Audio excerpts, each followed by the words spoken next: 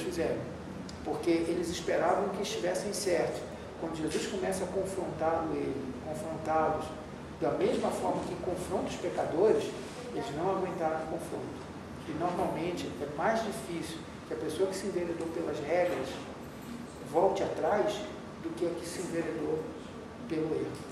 Que é muito mais fácil para eu acreditar que eu pisei na bola, se eu tiver ido lá fora, enchido a cara, feito uma porção de besteira e roubado um carro e a polícia me prendeu, entende? É mais fácil eu reconhecer que estou errado do que alguém que sentou no banco de uma cadeira e acha que fez tudo certinho e depois dizer assim, caramba, eu tenho que voltar atrás, entende? Bom, vamos usar essa ilustração aqui.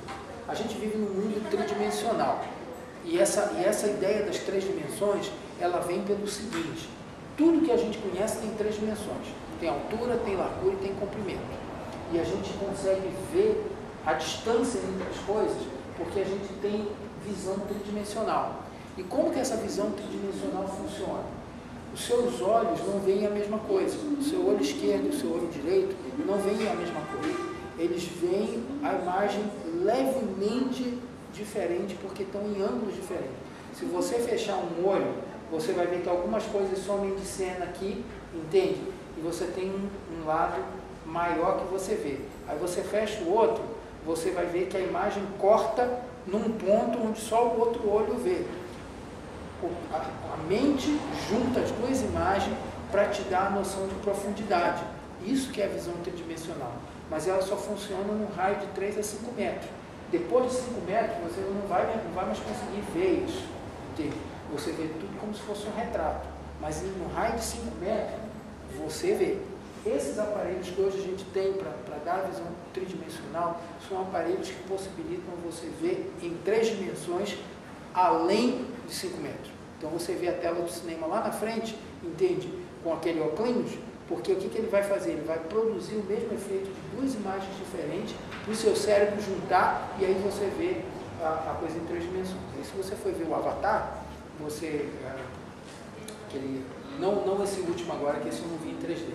O primeiro, o Avatar, que eles vão para Pandora e tudo aquilo ali, tinha umas plantinhas que ficava caindo, que parecia que está caindo em você, porque você está vendo em 3 dimensões. Bom, por que eu mostrei isso? Porque a Bíblia, ela dá para a gente também uma visão, ou a gente deveria entender as comparações das metáforas, das apresentações bíblicas em 3 dimensões também. E as regras são apresentadas para a gente assim. Olha só para você ter uma ideia. Lá em Êxodo 20, você tem os 10 mandamentos. Se você quiser ir lá, você pode ir. Eu não vou ler aqui para não demorar muito. Mas você vai ter os 10 mandamentos. A gente vai lembrar boa parte deles, mas a gente normalmente não lembra todos. Mas lembra os mais comuns. Não matarás, não furtarás, não cobiçarás a mulher do teu próximo, nem nada do teu próximo. Quem lembra mais algum? Quem lembra? Oi? Qual? Honra? Honra teu pai e tua mãe. Qual outra? Não dirás falso testemunho, ou seja, não mentirás. Não cobiçarás, a gente disse. Não adorarás, não farás para ti imagem de escultura. A maioria está no negativo. Não faça, não faça, não faça. Só tem 2 no positivo, se eu não me engano. Adorarás ao Senhor. Ao Senhor teu Deus adorarás, só a Ele prestará culto. Mas esse não aparece assim, entende? Aparece: não farás para ti imagem de escultura, não as adorarás, ao Senhor teu Deus adorarás. E isso vai aparecer no outro texto, tá? Os 10 mandamentos, eles são quase todos na negativa. Não faça, não faça, não faça. E olha, gente, primeira coisa, você sabe que você não cumpre todos eles.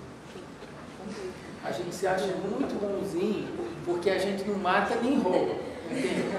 Então isso já coloca a gente num patamar melhor do que quem mata e quem rouba. E a gente tem isso na nossa cabeça. Ou eu sou melhor do que o fulano, fulano mata, fulano rouba, ou então fulano é um mentiroso, ele conta 2.000 mentiras por dia, eu conto só 300, Então eu sou melhor do que ele. E essa hierarquização a gente faz naturalmente porque é um subproduto dessa maneira de pensar.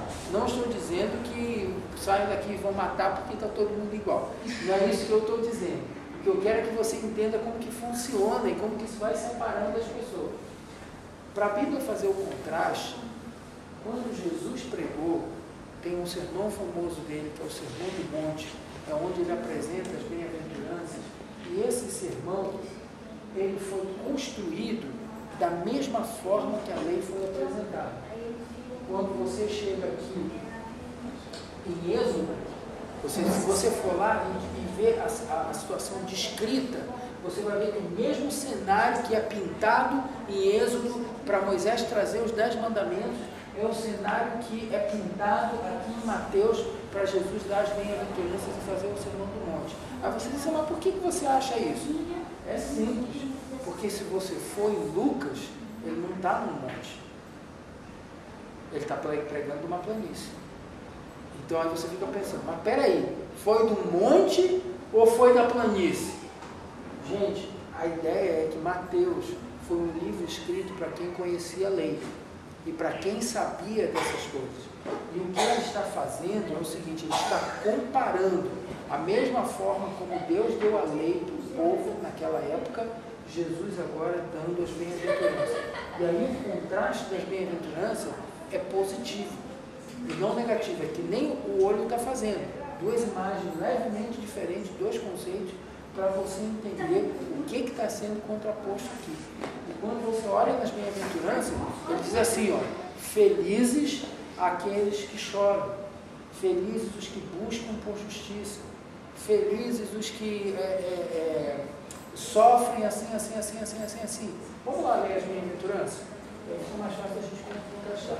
O que eu quero que você perceba é que o cara que recebe as bem-aventuranças é justamente o cara que tem consciência, entende?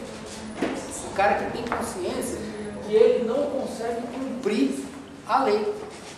Esse aí é o principal das bem-aventuranças. Tá? Mateus, quem achou pode ler, são poucos. Quem achou já? Bem-aventurados os humildes de espírito, porque deles é o reino dos céus. Pode ler elas todas, Vanessa. Bem-aventurados que choram, porque serão consolados. Bem-aventurados os mansos, porque herdarão a terra. Bem-aventurados os que têm fome e sede de justiça, porque serão fartos. Bem-aventurados os misericordiosos, porque alcançarão misericórdia. Bem-aventurados os limpos de coração, porque verão a Deus.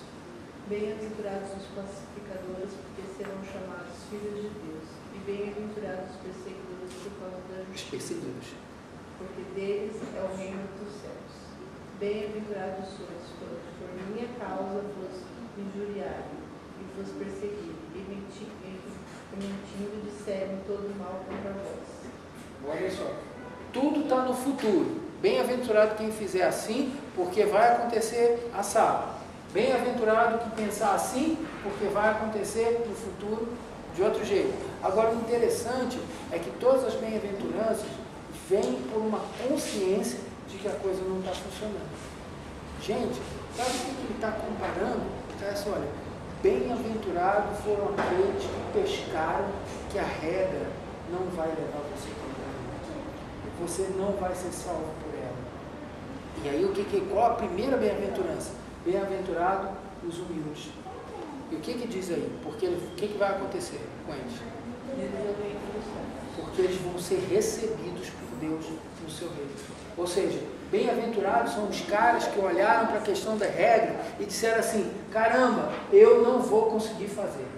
Socorro, Deus! Isso a bem-aventurança é uma atitude, um pedido de socorro muito claro. Os que choram